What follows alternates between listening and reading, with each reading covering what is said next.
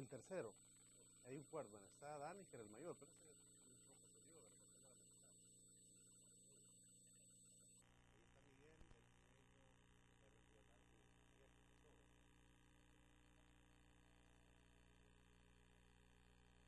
pequeño, y ahí Arturo, que es el menor.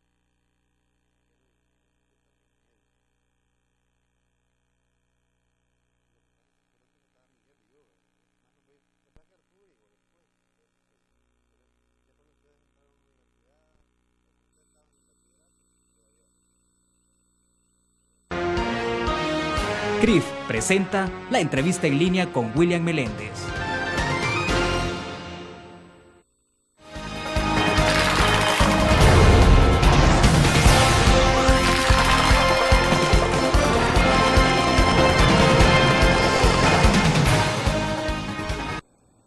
Bienvenidos a la entrevista en línea. Es miércoles 28 de diciembre de 2011 y es un gusto que usted nos acompañe a esta hora. Gracias a usted que está con nosotros a través de laprensagráfica.com, también a quienes nos acompañan a las 9 de la noche en canal 25 en señal abierta y 95 en cable de Tigo. Pueden enviar sus comentarios, estamos transmitiendo en tiempo real desde la sala de redacción de La Prensa Gráfica.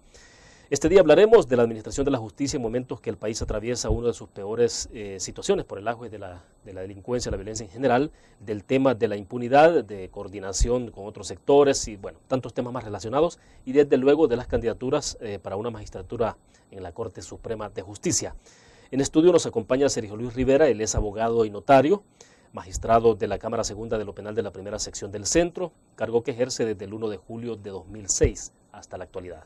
Además, ha sido juez, presidente del Tribunal Sexto de Sentencia de San Salvador desde 1998 a 2006, juez segundo de lo penal de Soyapango, juez séptimo de paz de San Salvador y juez segundo de paz de Soyapango, además catedrático universitario. Bueno, el currículo es bastante extenso, pero nos vamos a quedar hasta ahí. Y les comento, bueno, desde luego Sergio Luis Rivera también es candidato a magistrado a la Corte Suprema de Justicia. Sergio Luis, bienvenido, un gusto. Buenos días, William, muchas gracias por el espacio. Bueno, para comenzar yo creo que es importante que hablemos un poco sobre tu postulación y antes de comenzar la entrevista te preguntaba un poco si es una precandidatura, es una candidatura, ¿cómo se define? ¿Sí? Bueno, yo lo denominaría precandidatura, porque en realidad la Constitución habla de que la Asamblea Legislativa es la competente para nombrar los magistrados de una lista de candidatos, cuyo 50% deviene de la nominación por parte del Consejo de la Judicatura y el otro 50% de los abogados. Por lo tanto, en este caso, digamos, hay un universo de 43, denominaríamos precandidatos, que habremos de participar y de ellos, pues, según las preferencias que los abogados tengan, habrán 15, digamos, ya candidatos para ser parte de ese universo ante la Asamblea Legislativa. Que de los 15 tendrá que elegir entonces la Corte, la Asamblea Legislativa, ¿no? Digamos, estamos hablando de 15 propuestos por los abogados y otros 15 por el Consejo, sumando 30 en total. De acuerdo. Para nombrar, digamos, 5 propietarios y 5 suplentes. A ver, Sergio Luis, ¿en qué año fue que te graduaste como abogado? Luego, bueno, obviamente después obtuviste el notariado, ¿no? Bueno, yo estudié entre 1989 y 1993, me gradué en 1994. ¿Y comenzaste a ejercer como juez, digamos? Como juez desde 1995. Desde el 95. Aunque ya desde el 90 venía trabajando yo como colaborador de los tribunales, ¿verdad? Exacto. Sí. Ahora, explícanos un poco, ¿cómo es que nace tu postulación entonces, tu precandidatura? ¿Quiénes están respaldando? ¿Qué ha significado este esfuerzo? Porque me imagino que, no sé, para este tipo de cargos es primera vez que de alguna forma te están postulando, ¿no? Yo, en lo personal, es la primera vez que me postulo. En este caso, bueno, hay que decirlo, ¿verdad? Como abogado siempre nosotros ubicamos, digamos, alguna ocupación, ¿verdad? En el ámbito jurídico. En mi caso, pues la opción fue la carrera judicial. Empiezo a estudiar en la universidad, doctor José Matías Delgado, y en esa carrera de estudio, pues empecé, digamos, a ir a un tribunal, que era en aquella época el juzgado séptimo de lo penal, que hoy es séptimo de instrucción, a meritoriar, ¿verdad? Y con el tiempo, ya a finales del 90, empecé ya a tener, digamos, oportunidades a través de algunos interinatos. Y después ya, estamos hablando al cabo del inicio de mi tercer año de carrera, yo tenía trabajo. No, perdón, del segundo año. Entonces siempre, digamos, la aspiración de uno es ir escalando, ¿verdad? Hacer carrera judicial, digamos, pasé luego a la Cámara Tercera de lo Penal, fui juez de paz, juez de lo penal, juez de sentencia, hoy magistrado de Cámara. Obviamente que la aspiración natural de cualquiera que esté ubicado en la carrera judicial es llegar a la corte, ¿verdad? Ser magistrado, que es prácticamente la culminación, la cúspide. Exacto, como magistrado o obviamente como presidente de la Corte Suprema de Justicia. Bueno, luego, la verdad es que eso, pues en el camino, me imagino yo que los políticos tendrán a bien definir eso, ¿verdad? Pero parte de la carrera de uno es justamente culminarla con la magistratura en la Corte Suprema de Justicia. Y desde ese ángulo, pues, es que yo he optado en participar. Sí, sí. O sea, has hecho carrera, entonces. Exactamente.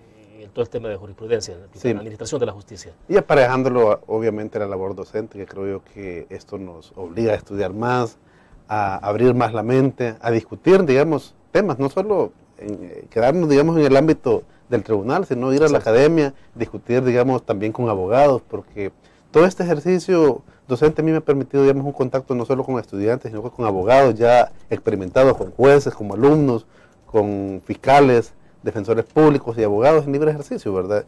Donde justamente se abordan, digamos, tantos problemas, digamos, que las leyes dejan por ahí, digamos, sujetos a la discusión. También respondiendo a uno de las preguntas que tú formulabas, ¿qué asociaciones me respaldan? En este caso son 4. La Asociación de Magistrados y Jueces de El Salvador, AMJUES, la Asociación de Jueces de Paz de El Salvador, AJUPES, el Círculo de Abogados Salvadoreños, CAS, y también la Asociación de Abogados de Oriente. Creo que este ejercicio ha sido muy importante porque ha venido sirviendo primero para conocer, digamos, mucho, digamos, el sentir de los abogados. Segundo, para darme cuenta de que creo que la Corte Suprema de Justicia con respecto a los abogados debe de potenciar el aspecto académico, es decir, potenciar, digamos, la realización de conferencias. Creo que eso le sale muy barato a la Corte. Ahí tenemos los centros judiciales, ¿verdad? Y en esa medida, digamos, potenciar también el Estado de Derecho, porque potenciamos el Estado de Derecho no solo capacitando a los jueces, fiscales, defensores, sino también los abogados tienen que conocer, porque en esa medida los abogados tienen, digamos, mayor potencial para exigir a los jueces apego a la legalidad, reclamos contra las arbitrariedades. Ahora, ¿eso te ha implicado de estar viajando mucho al interior del país o lo hacías desde antes de que saliera esta postulación? ¿En qué momento, hace cuánto tiempo entonces te nominaron a la postulación? La nominación surgió, quiero ver, hace como un mes más o menos. Ahora, con el tema académico, este es un tema que yo lo tengo desde que empecé mi labor docente, ¿verdad? Empecé allá por el 96 con la Universidad José Matías Delgado, con la Escuela Judicial que vengo trabajando desde el 97, ¿verdad? La Escuela Judicial del Consejo de la Judicatura, que ha permitido, digamos, sostener conferencias en todo el país. Y a través de esos contactos, también algunas asociaciones de abogados, desde hace como 10 años, las universidades siempre me han invitado y yo, digamos, he estado gustosamente dispuesto a compartir, ¿verdad? De modo tal de que yo creo de que esa es una actividad, digamos, que a mí siempre me ha gustado. Claro. Bueno, vamos a hacer en este momento nuestra primera pausa. Cuando regresemos hablemos un poco ya de cuál es tu idea, es decir, por qué optar a una precandidatura o una posible postulación, qué se puede esperar de un nuevo magistrado en la Corte Suprema de Justicia, que sería en tu caso si fuese que te dan esa oportunidad. Vamos a una pausa, regresamos.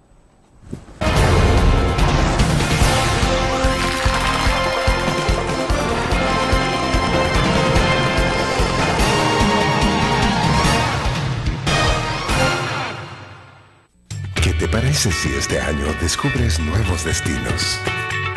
Alcanzas tus metas. Manejas nuevos triunfos sin más preocupaciones. Cuenta con nosotros para lograr todas tus aspiraciones. Los créditos de la Agrícola te acompañan para que puedas crecer hasta donde te lo has propuesto. Solicítalos al 2210-9800 en bancoagricola.com o en agencias. Banco Agrícola.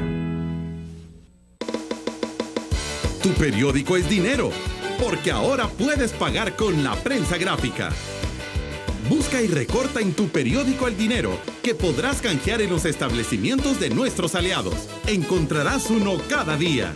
Compra con la prensa gráfica y encuentra una buena noticia para tu bolsillo. Con la prensa gráfica lo compras. Con la prensa gráfica lo pagas. La prensa gráfica. Noticias de verdad.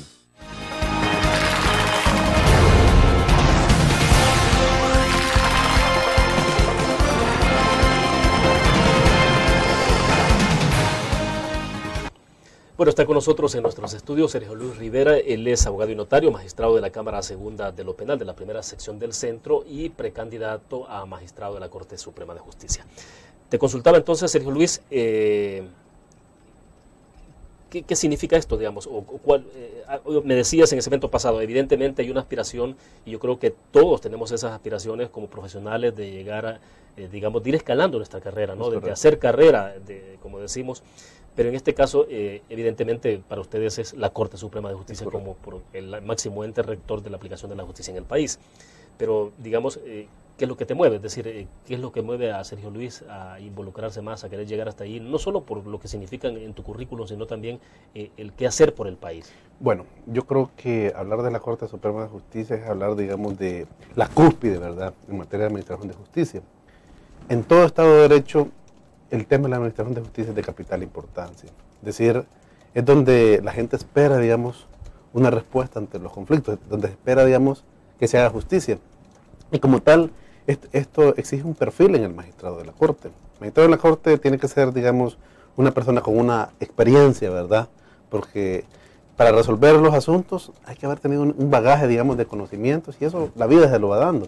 Se requiere transparencia, mucha dedicación. El trabajo de la Corte no solo es decidir casos judiciales, sino también administrar carrera judicial, administrar el tema de los abogados, ¿verdad?, las autorizaciones, suspensiones, administrar, digamos, la parte logística. Y entonces los magistrados tienen que estar conscientes, quien piensa ser magistrado tiene que estar consciente que hay que ir a trabajar. O sea, no solo es de pensar que se va a tener poder, sino hay que ir a trabajar. Tiene que ser, digamos, una persona comprometida con el país. Requiere además accesibilidad, es decir, escuchar a la gente, porque en la medida en que escuchamos a la gente tenemos la oportunidad de resolver los problemas. También se requiere gente, digamos, con mucha capacidad de consenso, de entender, fíjese bien, que no necesariamente los puntos de vista de uno van a ser compartidos por los otros. Y no debe en este caso, digamos, las diferencias jurídicas trascender al aspecto personal, porque de lo contrario, si vemos magistrados en conflicto, entonces vamos a dar un mal mensaje a la sociedad. Debe haber, digamos, personas, digamos, con mucha capacidad de concertación. Pero eso requiere de mucha ecuanimidad, de mucha capacidad de consenso, de concertación, de mucha discusión. De mucha discusión. Entonces, yo creo que en este momento los abogados están entrando, digamos, a un ciclo donde podemos revisar, digamos, toda la hoja de vida de cada uno de los candidatos. A mi juicio, este es un evento donde los que somos funcionarios judiciales o los que vienen ejerciendo el papel de abogados, digamos, ponen, digamos, a disposición o entran, digamos, en una fase de rendición de cuentas. Cuando uno se juramentó como abogado, como juez, juró cumplir y hacer cumplir la Constitución. Y después se dice de que si uno no cumple, pues la sociedad puede demandárselo. Y si no, pues la sociedad puede premiárselo. En este caso yo creo que los abogados tienen, digamos, un papel muy crucial y tienen que ser muy serios y con un ojo crítico, de revisar la hoja de vida, de ver, digamos, cuál es la historia de cada quien y a partir de eso pronosticar, digamos, cómo va a ser el papel de este sujeto en la Corte Suprema de Justicia. En este caso, ¿tú crees que de alguna manera te estás exponiendo en vitrina? Es claro, decir, te estás exponiendo a que la gente vea una especie de radiografía dentro de ti. Exactamente. Yo por eso, yo a los abogados les digo, yo pongo a mi disposición toda mi experiencia, que revisen, digamos, todo mi recorrido, digamos, como juez. Revisen, digamos, el tema de mi honestidad, el tema de mi dedicación, el tema de mi transparencia, el tema de mi accesibilidad con la gente. Si yo he cumplido con eso, si no lo he cumplido, pues yo creo que los abogados tienen el derecho a negarme un respaldo. Y si lo tengo, pues yo creo que puedo decirle a la gente, apoyen. Ahora, Sergio Luis, es muy distinto esto de ver una un proceso electoral como que estamos viviendo, digamos, para diputados, para El alcaldes, político. para un político, es totalmente distinto. Tiene algunas variantes. ¿Qué es lo que lo hace distinto entonces digamos, para que la gente nos entienda mejor? A veces se ve de manera hasta despectiva, peyorativa todo este proceso electoral, por el descrédito que a veces tienen los políticos, no todos obviamente, pero algunos. Entonces, pero en el caso de los abogados, ¿qué hace la diferencia? ¿Por qué se tiene que ver distinto en el caso de los abogados? Bueno, hay algunas semejanzas, obviamente, ¿verdad? Semejanzas, yo creo de que una semejanza importante la empezamos a ver por primera vez en la parte política, porque para diputados, por ejemplo, la gente va a votar según la cara, ¿verdad? Es decir, usted ve, digamos, un diputado con una gran trayectoria, la gente va a tener la oportunidad de escogerlo de él. Bueno, por primera vez el 11 de marzo. Yo creo que eso lo hace similar, ¿verdad?, con las votaciones de los abogados, porque con los abogados la gente va a votar por el nombre y la cara. Bueno, siempre se ha hecho así con ustedes. Así es. No obstante que uno pueda tener, digamos, el respaldo de algunas asociaciones, y que creo que el respaldo de las asociaciones es importante porque es una manera de proyectar a los candidatos, pero también hay una parte donde cada candidato, digamos, va a arrastrar, digamos, preferencias según su hoja de vida. Yo veo algunas diferencias importantes porque en política los políticos, digamos, obedecen, digamos, a una bandera política, ¿verdad? Y la bandera política lleva un color ideológico. En cambio, digamos, si hablamos de candidaturas a la Corte Suprema de Justicia, quizás aquí, a diferencia, digamos, de la perspectiva política partidaria, ideológica, en el caso de los políticos, en los abogados lo que va a regir, digamos, son algunos aspectos, como el tema de la justicia, el compromiso de alguien con la justicia. El juez habrá de decidir, digamos, según el criterio de justicia, no según el criterio de mayorías. O sea, yo le diría una cosa. Claro. Un juez, por ejemplo, puede tener un caso, ¿verdad? Y quizás el 90% de la población esté inclinado a una decisión determinada, pero el 10% a otra. Pero ¿qué tal si la opción del 10% es la razonable? En este caso, no es el criterio de mayoría el que va a definir, digamos, una decisión judicial. Yo creo que lo que tiene que transmitirse en este caso, los políticos, por ejemplo, venden o hacen ver, digamos, una ideología. En el caso de los candidatos a magistrados, es el pensamiento jurídico. Hay que ver, digamos, qué corriente del pensamiento jurídico tiene un abogado. Puede ser, digamos, una perspectiva muy garantista, una perspectiva muy eficientista, ¿verdad? Habría que verla, ¿verdad? Y eso es lo que va a marcar, digamos, la posibilidad, digamos, de que los abogados puedan definir, digamos, a quién apoyar. Perfecto. Vamos a la pausa. Cuando regresemos, justamente ese es el tema al que quiero entrar. ¿En qué corriente habría que definir a Sergio Luis Rivera? Es decir, ¿por dónde está caminando Sergio Luis Rivera? ¿Qué es lo que, entre comillas, cómo se está vendiendo ante los electores, que en este caso son los abogados que van a votar por ustedes, o los jueces? ¿Cómo se está vendiendo? Es decir, ¿qué es lo que le está ofertando? Porque de esto nos va a llevar a hablar también ya del tema que está viviendo nuestro país, del tema de la violencia, del papel de la Administración de Justicia. Vamos a la pausa.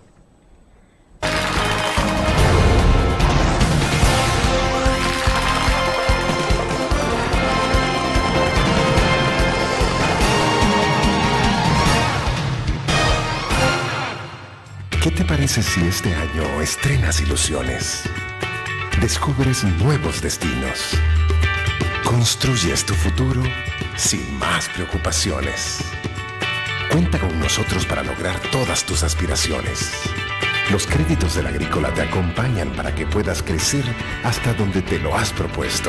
Solicítanos al 2210-9800 en bancoagricola.com o en agencias. Banco Agrícola.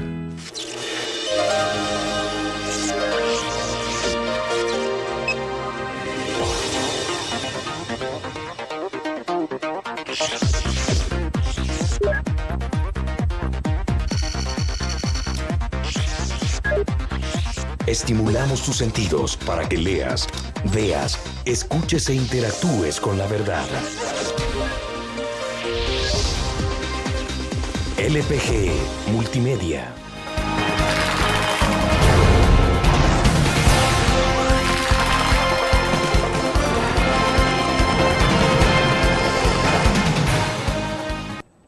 Bueno, me decías en el segmento pasado entonces que de alguna forma cuando hacíamos la comparación de un político versus un candidato a una magistratura, que es de lo que estamos hablando, un político obviamente lo que ofrece es la parte partidaria, Exacto. la cuestión ideológica evidentemente, Exacto. o sea, eso es lo que le ofrece al electorado y de esa manera perfila sus propuestas y de esa manera entonces convence al votante para que vote por él. Exactamente. En el caso me decías de un candidato, en este caso a la Corte Suprema de Justicia, tiene que ver todo el tema del... ¿Cuál es la corriente? Por la que se corriente de identifica. pensamiento jurídico. Exacto. Entonces, ¿por dónde camina Sergio Luis Rivera en este caso? Para mí, digamos, hay unos ejes muy importantes donde corre esto, ¿verdad? Primero, digamos, el tema de legalidad. O sea, yo creo de que el magistrado tiene que apostar, digamos, porque la legalidad se cumpla, ¿verdad? Es decir, hay reglas que ya el Estado fija y esas reglas deben de cumplirse, ¿verdad?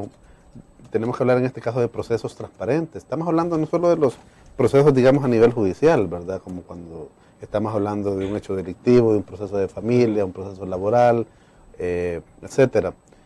Pero también tenemos otras áreas dentro de la Corte donde la Corte también tiene que seguir un debido proceso. Por ejemplo, cuando se sigue el régimen disciplinario con los abogados, los notarios, con respecto a los jueces. Es decir, yo creo que aquí tenemos que evitar, digamos, los dos extremos, impunidad o arbitrariedad, ¿verdad? Tiene que haber, digamos, un proceso, digamos, que si algún abogado, algún funcionario público ha cometido un hecho delictivo, pues entonces hay que seguir todos los canales e imponer la consecuencia que corresponda. Pero por otro lado, también tenemos que evitar la arbitrariedad, es decir, que si la Corte va a tomar una decisión es porque ha seguido un debido proceso. Es decir, haber escuchado debidamente al funcionario, darle la oportunidad y sobre la base de un elenco probatorio confiable, definir el final.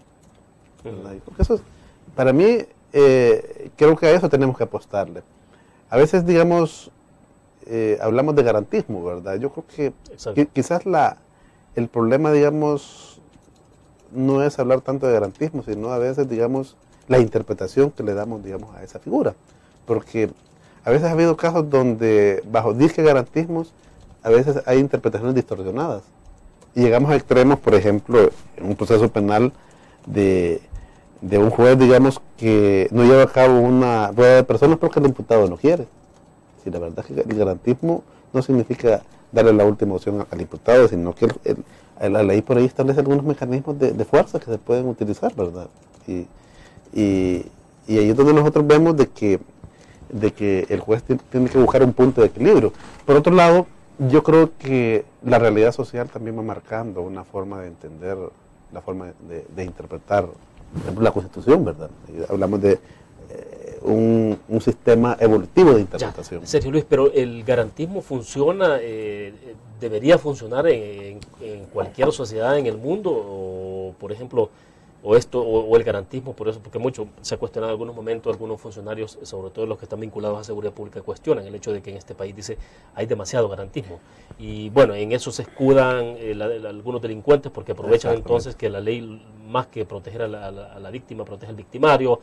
Luego incluso funcionarios judiciales que se amparan en ese excesivo garantismo para cometer actos arbitrarios o también fortalecer la impunidad misma en el país. Yo creo que los funcionarios tienen que buscar, digamos, puntos de equilibrio. Y a veces, digamos, los tipos de fenómenos delictivos son los que marcan, digamos, cambiar, digamos, ese escenario. Por ejemplo, cuando se trata de criminalidad organizada, yo creo que si no se aplican, digamos, algunos mecanismos extraordinarios, por ejemplo, de protección a testigos, el uso del famoso testigo criteriado, el imputado, digamos, criteriado, es imposible, digamos, penetrar, digamos, algunos fenómenos delictivos. Y de ese ángulo, a nivel jurisprudencial, digamos, se viene admitiendo. Bueno, si uno revisa la jurisprudencia de la Suprema Corte de los Estados Unidos, uno empieza a ver de que ha ido cambiando. Desde la época de los 60, donde la mayoría de magistrados tenían una concepción bastante progresista, ¿verdad? Porque en un gran porcentaje habían sido nombrados por la tendencia demócrata. Pero hay un momento donde la Corte empieza a cambiar, ¿verdad? Se empiezan a darse fenómenos delictivos que ponen en peligro la seguridad nacional y empiezan a adoptarse, digamos, criterios distintos. Es decir, yo siento que la realidad en alguna medida puede servir para que la Corte vaya adoptando, digamos, posiciones responsables y de cara, digamos, a dar una respuesta efectiva al fenómeno delictivo. Ya, pero el garantismo per se puede aplicarse en cualquier país. Desde en luego. La administración de justicia. Desde luego.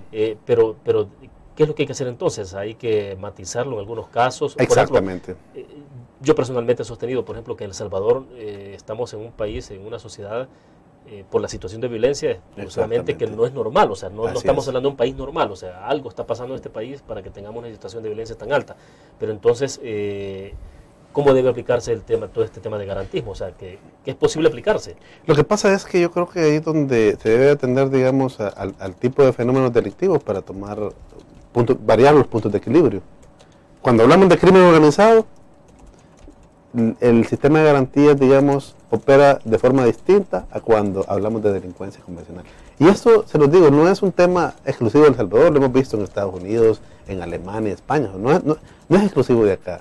Por ejemplo, en el caso, si uno revisa la jurisprudencia del Tribunal Constitucional Alemán, vemos nosotros que también hacen sus propias matizaciones, sobre todo cuando hablamos del tema del terrorismo internacional, donde los tribunales aplican, digamos, un sistema de garantías tal vez un poco más relajado.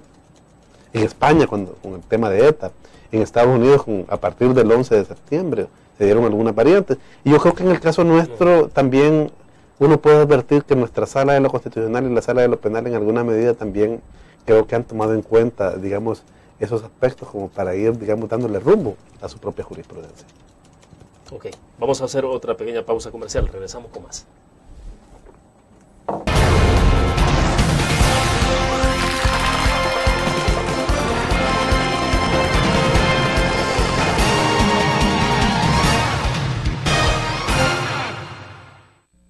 ¿Qué te parece si este año alcanzas tus metas? Construyes tu futuro. Enfrentas nuevos retos sin más preocupaciones. Cuenta con nosotros para lograr todas tus aspiraciones. Los créditos de la Agrícola te acompañan para que puedas crecer hasta donde te lo has propuesto. Solicítalos al 2210-9800 en bancoagricola.com o en agencias. Banco Agrícola.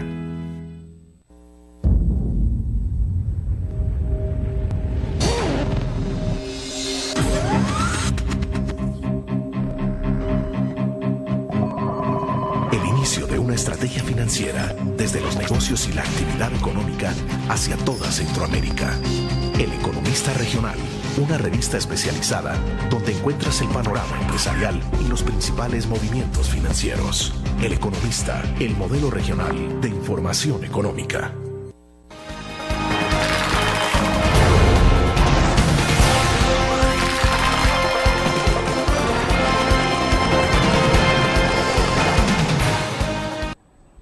Sergio, nos está escribiendo Rodolfo Alas desde New Jersey, en Estados Unidos. Dice, muy buenos días. En este caso, dice él, ¿no existe la posibilidad de que se esté diciendo una cosa como candidato y se haga otra como funcionario? Bueno, yo por eso digo una cosa, de que yo creo que los abogados de aquí para allá tienen más de mes y medio. Hay que revisar la trayectoria de cada quien. Hay que ver, digamos, si lo que uno ha venido diciendo en la academia coincide con lo que uno resuelve, ¿verdad? Yo sé que dentro de los 43, no toda la comunidad jurídica los conoce a todos, ¿verdad? Pero esa es como en la política, pues en la política usted va a tener un candidato a diputado que solo lo ha visto, ¿verdad? Y probablemente usted no lo conozca un poco más allá. Entonces, yo creo que la gente tiene que tener un ojo crítico. Y más en los abogados, que los abogados, digamos, día a día están viendo, digamos, la actuación de los jueces, ¿verdad? Y en este caso yo creo que hay que preguntarle a la gente, mira, cómo es uno, digamos, como funcionario, si es que en realidad tiene coherencia con lo que dice y lo que hace. Bueno, en el caso de los abogados se conocen casi todos ustedes, es decir, ¿cuántos abogados hay a nivel nacional promedio? Yo creo que son más como 23,000 abogados. Sí, es una gran cantidad, sí. pero de alguna forma se conocen bastante, es decir, y sobre todo alguien que ha ejercido carrera judicial y a nivel de juez, que es el caso tuyo, o sea, hay más conocimiento. Sí. O sea, no es como el outsider en la política, alguien que sale de repente de un día para otro y se convierte en candidato y llega a la Asamblea Legislativa, digamos. Sí, o sea, estamos hablando de un votante calificado, ¿verdad? Porque un votante que ha tenido, digamos, una trayectoria académica, y yo creo que Y aparte de eso, de que los abogados ven día a día el optar de los funcionarios. Yo por eso hace un momento decía de que este es un momento de rendir cuentas. ¿Y cómo resumís entonces en breves palabras tu candidatura? O más que tu candidatura, sería lo que tú le estarías ofreciendo a la sociedad. Es decir, ¿por qué un abogado tiene que votar por la candidatura de Sergio Luis Rivera? Y sobre todo, ¿por qué entonces en la Asamblea Legislativa los diputados deberían inclinarse, digamos, por elegir a Sergio Luis Rivera, si es que en todo caso tu precandidatura llega hasta la Asamblea Legislativa? Yo, digamos, en este caso lo que pongo a disposición es mi honestidad. Yo les digo, creo que los abogados a través de mi carrera judicial pueden hacer un juicio, mi honestidad, mi dedicación al trabajo, porque yo les digo, la labor judicial requiere mucho estudio. O sea, no solo es de irse a sentar y pasar de 8 a 4, sino que el juez tiene que estudiar más allá, porque hay los que se resuelven en la corte son problemas jurídicos y en última instancia, y como tal, digamos, el magistrado tiene que estar preparado para darle solución a todo. Transparencia. Yo en este caso siempre he partido de que los funcionarios tenemos que ser transparentes. En este caso es importante, por ejemplo, potenciar a través de las páginas web la publicación de las resoluciones. Yo en eso soy partidario. El tercer, accesibilidad. Yo sé que a nivel de corte el tema del acceso de los magistrados hacia el público no deja de dificultarse porque hay una carga de trabajo. Es decir, el magistrado o se dedica a recibir gente o a trabajar. Entonces yo creo que ahí es donde hay que buscar un punto de equilibrio. Un punto de equilibrio, porque pasar, digamos, de una magistratura, de una judicatura o de una magistratura de Cámara a la Corte, yo se los digo, creo que va a cargar al funcionario de trabajo, porque si tal vez uno pudiera, digamos, tener, digamos, una cantidad de trabajo, yo creo que el trabajo de magistrado de Cámara al de Corte se puede, digamos, convertir en 20 veces más o 30, o sea, entonces, pero sí hay que pensar en un punto de equilibrio. Ya.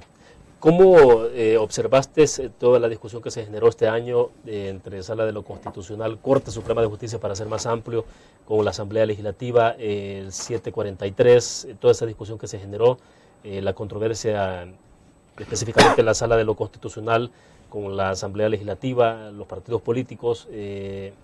¿Observás en esta Corte Suprema de Justicia mucho mayores niveles de independencia, especialmente en la Sala de lo Constitucional? Vean, yo creo que en todo Estado de Derecho, si hay algo que potencia la democracia, justamente es que cada uno de los órganos tenga su independencia. Y así como ya desde los revolucionarios franceses, en este caso Montesquieu, se hablaba de que es importante que el poder esté fraccionado y que el poder controle al poder. Entonces, yo creo de que en la medida en que estamos, digamos, en una democracia, va a ser natural que hayan diferencias de perspectiva entre la Asamblea Legislativa y la Corte Suprema. Y eso, se los digo, no es una cuestión solo de El Salvador, ha pasado en Estados Unidos. Si uno revisa un poco la historia de la Suprema Corte de los Estados Unidos, hubo un momento donde los políticos pensaban en destituir a los magistrados de la Suprema Corte, porque empezaron a dar fallos en el cual dejaban sin efecto algunas leyes, porque la Corte empezó a estimar que era inconstitucional. En España sucedió lo mismo, en Costa Rica, en Alemania. O sea, puede ser parte inherente del ejercicio de ese tipo de tensiones. Así es, yo creo que eso es normal. Ahora, lo que nosotros tenemos que pensar es en apostar a que en esta lista de magistrados escojamos a gente muy responsable, gente comprometida con el país. Porque probablemente, yo les digo una cosa, ser magistrado de la Corte no significa necesariamente coincidir, digamos, con la perspectiva que hay, digamos, de los políticos con respecto a una ley. Porque ¿qué tal si tenemos una ley arbitraria? Entonces, el llamado en este caso es la Sala de lo Constitucional. Ahora, pero yo creo que los magistrados de la Sala también tienen que ser muy responsables en el sentido de no malutilizar, digamos, esa función. En el caso de la Sala de lo Constitucional, no malutilizarla e ir más allá. Porque si los magistrados van un tanto más allá, lo que pueden generar, digamos, es cuestionamientos, y la gente empiece, digamos, en este sentido, a cuestionar su legitimidad por esas decisiones. Claro. Pero ¿cómo definirías la actual Corte Suprema de Justicia? ¿Ha marcado una distancia de anteriores Cortes Supremas de Justicia? Yo creo que en el tema de administración de la justicia, porque algunos intentan hacer un antes y un después, el ver la Sala de lo Constitucional como ha actuado, dicen, mucho más independientes, que eso es lo que requería el país, y antes pues se ponía un poco en duda de eso. Yo creo que cada sala ha tenido su rol importante. Yo creo que cada una ha tenido su rol importante. Quizás lo que ha pasado con esta sala es que ha tocado, digamos, ciertas materias, el tema electoral, ¿verdad? El tema electoral es un tema, digamos, donde ha permitido, digamos, marcar, digamos, alguna diferencia. De las últimas elecciones legislativas para diputados a esta hay una diferencia. Por ejemplo, el tema de las candidaturas independientes. Yo creo que siempre hay aspectos positivos, hay aspectos que probablemente no vayan a ser compartidos. Y eso, se los digo, yo creo que hay que pensar de que en una democracia es imposible, digamos, que una sala de lo constitucional de fallos en los cuales, digamos, todos estén de acuerdo. Siempre van a haber, digamos, perspectivas distintas. De acuerdo, vamos a otra pausa. Hablemos al regreso de todo este tema que se cuestiona mucho en el caso de los jueces, el tema de impunidad, corrupción, son dos palabras que están bastante presentes por ahí. ¿Cuál es tu visión, tu perspectiva sobre este tema de la impunidad, de la corrupción? Porque esto tiene que ver también y está ligado directamente al tema de combate de la criminalidad, el tema de la violencia. Ya nos quedan 3 segmentos y podemos abordarlo. Vamos a la pausa.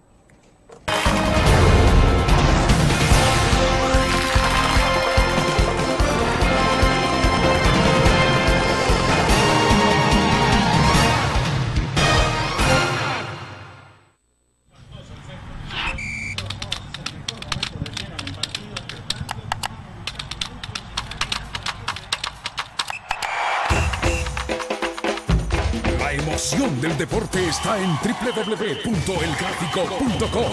Ingresa al nuevo escenario deportivo y descubrí toda la pasión del deporte.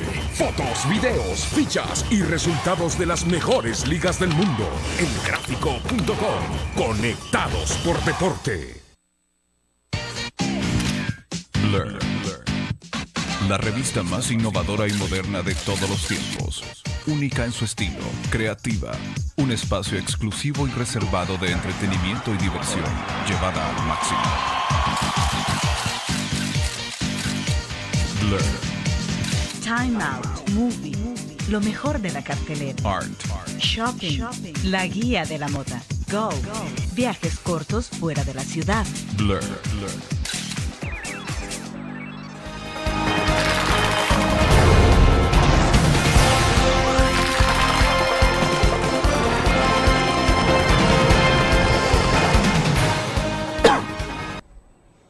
Bueno, hay una participación a través del Facebook. Sergio Luis dice, Nelson Osorio, en el país se ve que un delincuente que ha cometido un delito es liberado fácilmente por un error técnico entre comillas. ¿Dónde está la justicia entonces? Les pasa lo que le dice Dios a Caín, ¿dónde está tu hermano? Y esto, bueno, nos lleva a hablar entonces de todo este tema de esas palabras que están ahí, que son muy recurrentes a veces, y que se cuestiona el hecho de si hay corrupción, si hay impunidad. ¿Cuál es el papel de los jueces? ¿Cuál es el papel de los administradores de justicia en este país para evitar que eso ocurra? Y para que vayamos entrando también en materia que tiene que ver con la situación de violencia. Es muy importante la pregunta porque el tema de la respuesta judicial es algo que viene preocupando a la sociedad. Pero yo creo que todos debemos de estar conscientes de que en un proceso penal no solo interviene un juez, sino que interviene un fiscal, ¿verdad? Y el fiscal es quien investiga, le pide al juez y es el que le lleva las pruebas al juez. Y también interviene un defensor y al final el juez decide. Ahora, yo creo de que una buena administración de justicia también depende del buen papel que cada uno de los actores en el proceso tienen. Desde el buen policía, el buen fiscal y el buen juez. Si tenemos un mal policía, aunque tengamos un buen fiscal y un buen juez, probablemente la respuesta al final sea mala. Entonces, yo creo que el país tiene que apostarle, digamos, a tener buenos policías, buenos fiscales y buenos jueces. Y en este caso que estamos en esta contienda, si hablamos desde la perspectiva de la Corte, yo creo que los abogados tienen que ser muy críticos de pensar, digamos, en llevar y respaldar, digamos, para la Corte a aquella gente que va a poder, digamos, llenar esas expectativas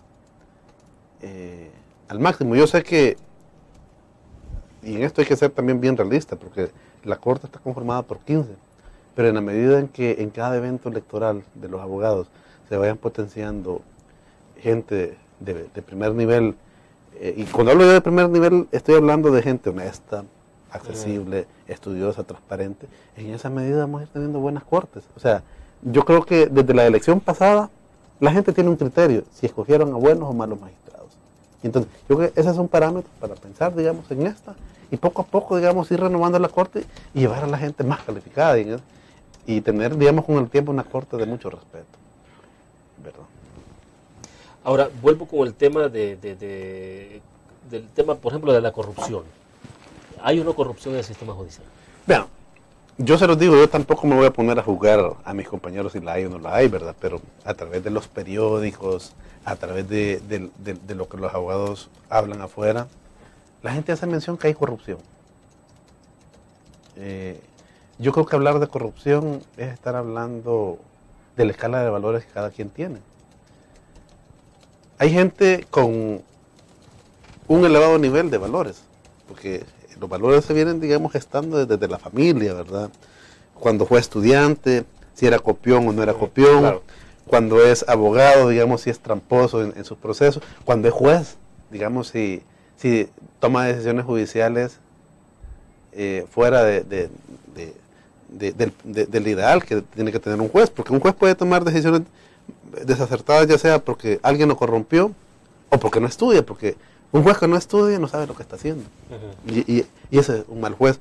O también un juez que decide animado, digamos, por una molestia, por ejemplo, que le cae mal a un abogado, que le cae, o un magistrado de cámara que resuelve revocar una resolución al juez inferior solo porque no le cae bien. Yo creo que sí, por cuestiones estrictamente subjetivas. Exactamente, eso yo creo que no está ejerciendo su papel.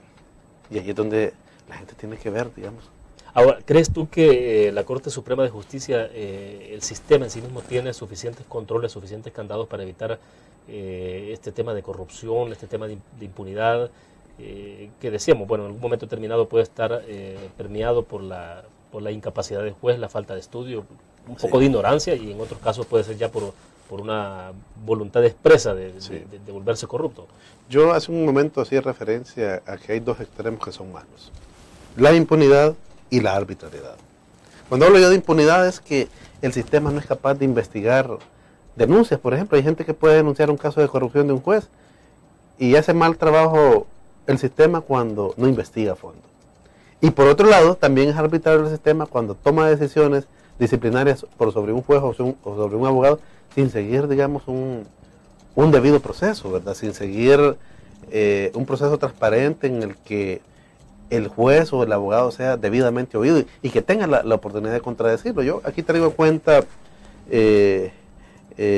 un análisis que hace Luigi Ferraioli en su libro Derecho y Razón, que él dice de que en un proceso penal hay que construir la verdad, y la verdad se construye dándole espacio a quien acusa y al que defiende. En ese debate el juez ve, bueno, cuál es la verdad. Exacto. ¿Cuál es la verdad? Y a partir de eso extraerle. Yo creo que la Corte también tiene que apostarle en eso, digamos, cuando decide, digamos, destituir a un juez. O sea, yo les digo, destituir a un juez es una decisión tan importante en el país porque precisamente, primero, le estamos privando del derecho al trabajo a alguien, claro, ¿verdad?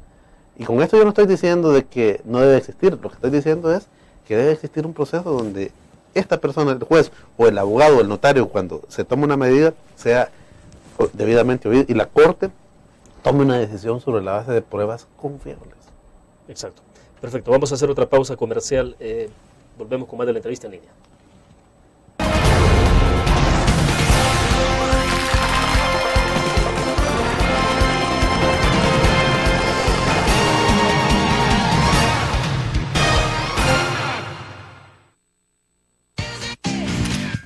Blur, la revista más innovadora y moderna de todos los tiempos. Única en su estilo, creativa, un espacio exclusivo y reservado de entretenimiento y diversión, llevada al máximo. Blur. Time Out, Movie, lo mejor de la cartelera. Art. Shopping, la guía de la moda. Go, viajes cortos fuera de la ciudad. Blur. Tu periódico es dinero, porque ahora puedes pagar con la prensa gráfica. Busca y recorta en tu periódico el dinero, que podrás canjear en los establecimientos de nuestros aliados. Encontrarás uno cada día. Compra con la prensa gráfica y encuentra una buena noticia para tu bolsillo. Con la prensa gráfica lo compras, con la prensa gráfica lo pagas. La prensa gráfica, noticias de verdad.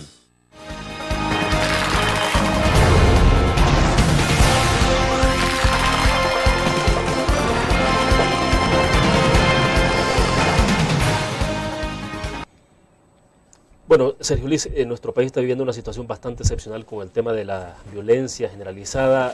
Un promedio de 12 asesinatos diarios nos ubica como un país con una epidemia considerada así por organismos mundiales, un país con epidemia que tiene que ver ya con ese número diario de homicidios en relación a cada 100.000 habitantes. El punto sobre lo que estábamos conversando, entonces, ¿cómo se ve el tema de violencia y en ese caso cómo se circunscribe, por ejemplo, la administración de la justicia? Porque ha habido de alguna forma cuestionamientos casi permanentes.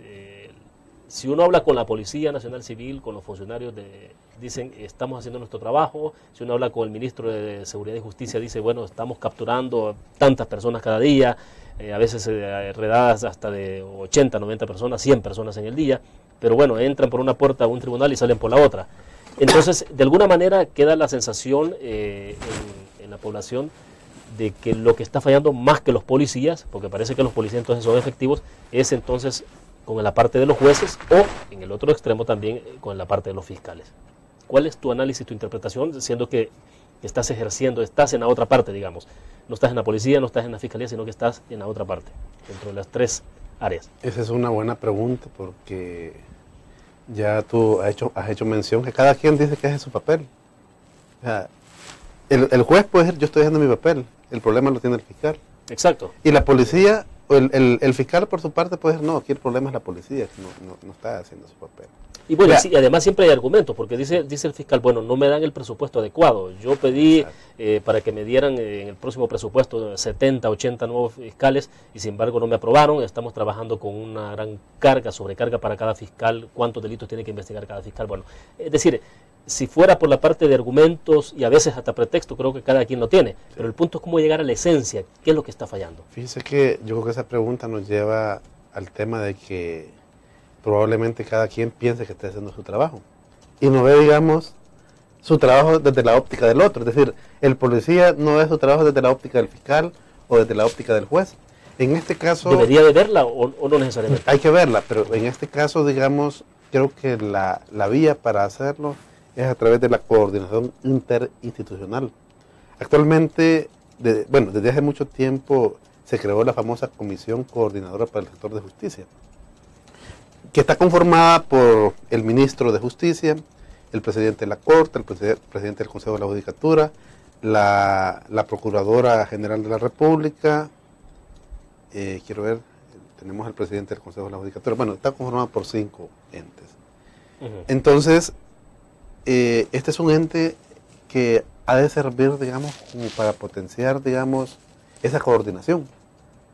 No podemos nosotros resolver el tema delincuencial si no sentamos a los fiscales, con los jueces, con los policías, para ver a dónde estamos fallando. O sea, que los policías le digan a los jueces, ustedes están fallando en esto, que el fiscal se lo diga. Entonces es importante, digamos, crear, digamos, aparte de este ente superior, un ente que esté más abajo, que día a día, digamos, estemos discutiendo esos problemas. A eso hay que potenciarlo y ver, digamos, desde la óptica del fiscal, en qué se estima que los jueces están fallando. Desde la óptica del fiscal, en qué se estima que la policía está fallando. Y en esa medida resolvamos el problema de forma conjunta. Yo les digo, por ejemplo, en la Asamblea Legislativa, para dictar una ley, es importante que la Asamblea escuche a todos los sectores. O sea, hay que ver, digamos, que este es un problema, digamos, de país y hay que resolverlo como país. Yo parto de esto, que la delincuencia tiene una gama de factores. Hay que pensar que la respuesta penal es parte de la solución. Y hay que ver que el delito no lo vamos a resolver solo encarcelando gente. Es importante que haya una respuesta judicial, es decir, que no haya impunidad. Pero también debemos de pensar que en la respuesta al delito hay que buscarle, digamos, una solución integral. Hay que trabajar desde la familia, desde la educación, desde los ministros, claro, de los cultos de la iglesia. Es decir, este es un trabajo de todos. No pensemos que el Estado nos va a resolver el tema delincuencial, sino que este es un problema donde todos tenemos que involucrar, desde padres de familia, ministros de la iglesia, profesores en las escuelas. Tenemos que ir concientizando a nuestros niños en valores. Ahora, pero mencionaste al principio la Comisión Coordinadora para el Sector Justicia. ¿Qué pasó con esta comisión? Es decir, la comisión está supuestamente, en teoría, es decir, por lo menos en el papel existe. ¿Pero está funcionando o no? Yo lo que diría, ha estado trabajando. Yo les digo una cosa, yo siento que algo se ha estado haciendo. Lo que pasa es que yo siento que la comisión hay que fortalecerla. Yo le digo porque he visto la experiencia de que de parte de la unidad técnico ejecutiva del sector de justicia, que es parte de la comisión, se han hecho esfuerzos por llevar a cabo, digamos, cursos de capacitación, ¿verdad? Y la gente de la UTE ha trabajado duramente, pero a veces como que se ha notado de que falta un poquito de oxígeno, de recursos para echar a andar, digamos, capacitación, porque yo digo una cosa, el país no vamos a cambiar muchas deficiencias si no preparamos a nuestra gente. Y yo creo que hay que apostarle a eso, o sea, de generar más discusión para ir buscando soluciones. Perfecto, vamos a la última pausa comercial. ¿Hay una varita mágica en esto o no lo hay? ¿Qué es lo que hay que hacer entonces para que cerremos sobre la entrevista? Vamos a la pausa.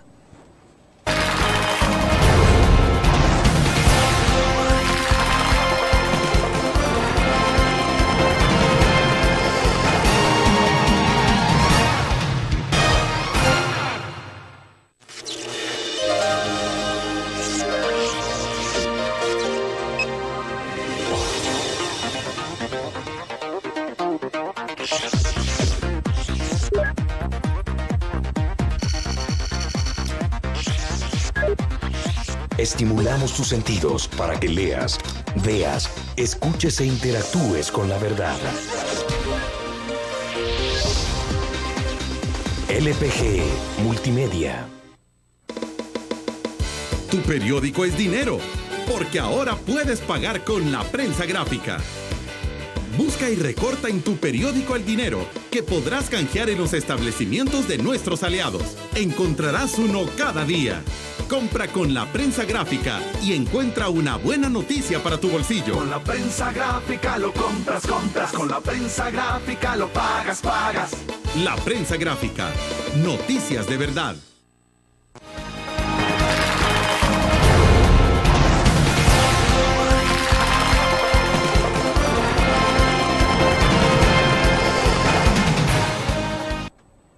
Bueno, estamos al cierre de la entrevista en línea. Bueno, por lo que estamos conversando, evidentemente que no hay una varita mágica. Pero entonces, quiero que insistamos en el punto central, Sergio Luis, porque un poco lo que tú pienses alrededor de cómo resolver este tema de la violencia, de la delincuencia en nuestro país, creo que será bastante clave para que algunos abogados también puedan decir, bueno, necesitamos de este tipo de gente en la Corte Suprema de Justicia para poder impactar sobre un fenómeno de violencia que tenemos en el país, que es el número uno hoy por hoy en la opinión pública. Yo digo una cosa, que la respuesta judicial es una parte. No debemos de pensar que la respuesta penal va a ser la solución del delito. Yo creo que si pensamos nosotros que con encarcelar 20.000 o 30.000 delincuentes más, vamos a el fenómeno delincuencial, estamos equivocados. Ahora, ojo con esto. Yo sí estoy consciente de que la respuesta del órgano judicial es importante, porque si los jueces o los fiscales o los policías no hacen su papel y con eso se genera impunidad, definitivamente ese es un factor que va a afectar y va a contribuir a que haya más delincuencia. Entonces, yo pienso que en esta parte tenemos que buscar, digamos, una respuesta integral. Y por eso el tema de la coordinación interinstitucional es importante. Y también ir más allá, de aquí el órgano ejecutivo, el legislativo, cada quien, digamos, tiene que asumir conscientemente su rol. Hacer país, cada quien, fíjense, hacer país desde el ángulo donde está el juez.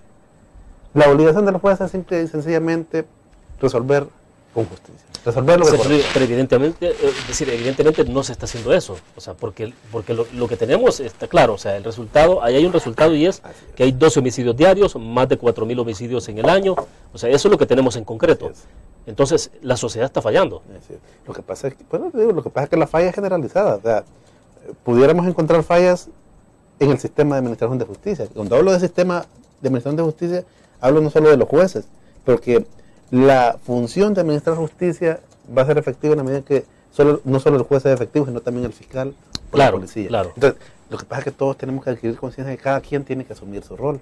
Ahora, lo que tenemos que apostar es que ir, digamos, llevando gente que asuma, digamos, un compromiso con el país.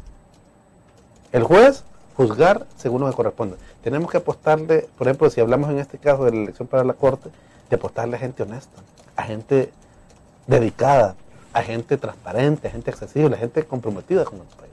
Ese es el punto. En la medida en que vayamos haciendo eso con el tiempo, yo creo que el tema de la famosa meritocracia se va a ir, digamos, potenciando en el país. ¿Sí se puede tener esperanza entonces en este país de que un día vamos a superar esta situación que tenemos? Es un trabajo que hay que hacerlo día a día. Es como la democracia se construye día a día. Yo sé que el país está viviendo una situación difícil, pero lo que pasa es que tenemos que empezar a apostarle a que si vamos a nombrar un fiscal, que sea un fiscal comprometido con el país. Y ahí es donde la gente también tiene que exigirle a la clase política de llevar gente comprometida. Si vamos a llevar, digamos, una persona que solo porque es amigo y no va a asumir su rol, yo creo que también los políticos no hacen papel. Entonces, yo creo que los abogados van a hacer país escogiendo la mejor gente ahorita para la candidatura. Y los políticos en su momento, cuando tengan esa lista, van a hacer país llevando la gente, digamos, más comprometida con el país. Y que se puede pronosticar que van a hacer país ya desde la Corte Suprema.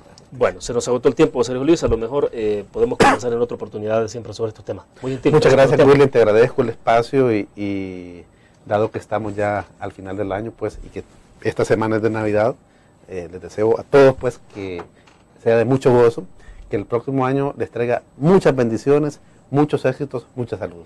Bueno, perfecto. Muchas gracias. Terminamos entonces la entrevista en línea. Nos vemos mañana a la misma hora. Nos acompañará en nuestros estudios Roberto Cañas, analista político, ex dirigente del FMLN. Estaremos haciendo un balance de la situación del país 2011-2012. Nos vemos entonces.